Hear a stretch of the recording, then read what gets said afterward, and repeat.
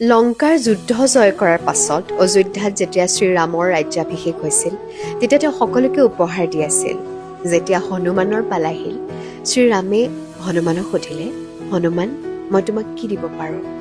তুমি মোৰ বাবে যি কৰিছা তাৰ বিনিময়ত এই পৃথিৱীৰ কোনো উপহাৰেই যথেষ্ট নহয়। তুমি যি বিচাৰা তাকেই মই দিবলৈ সাজু আছোঁ। প্ৰভু হনুমানে ৰাজ্য, ধন বা সম্পত্তি একোৱেই নিবিচাৰিলে। তেওঁ ৰামৰ চৰণত মূৰ দুৱাই ক'লে, প্ৰভু, মোৰ এই জগতৰ একোৰে প্ৰয়োজন নাই। মোৰ কেৱল এটাই ইচ্ছা, যেতিয়ালৈকে এই ধৰাত আপোনাৰ নাম থাকিব তেতিয়ালৈকে যেন মই জীয়াই থাকি আপোনাৰ গুণানুকীৰ্তন কৰি থাকিব পাৰোঁ। মই মুক্তি নিবিচাৰোঁ, মই কেৱল চিৰকাল আপোনাৰ সেৱক হৈ থাকিব বিচাৰোঁ। হনুমানৰ হাতত লংকা জ্বলাই দিয়া বা পৰ্বত দাঙি অনাৰ দৰে অপাৰ শক্তি থকাৰ পাছতো হনুমানে সদায় নিজক শ্ৰীৰামৰ এজন সাধাৰণ দাস বা সেৱক বুলিহে পৰিচয় দিছিল।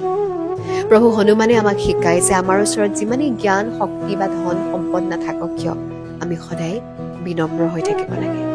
হনুমান কেৱল এগৰাকী ভগৱান বা শক্তিশালী চৰিত্ৰই নহয়, তেওঁ হৈছে সেৱা, ভক্তি আৰু বিনম্ৰতাৰ এক জীৱন্ত পাঠশালা। তেওঁৰ পৰা আমি শিকোঁ যে আটাইতকৈ ডাঙৰ শক্তি বাহুত নহয়, হৃদয়ৰ ভক্তি আৰু চৰিত্ৰৰ শুদ্ধতাতহে থাকে। জয় শ্ৰীৰাম, জয় হনুমান।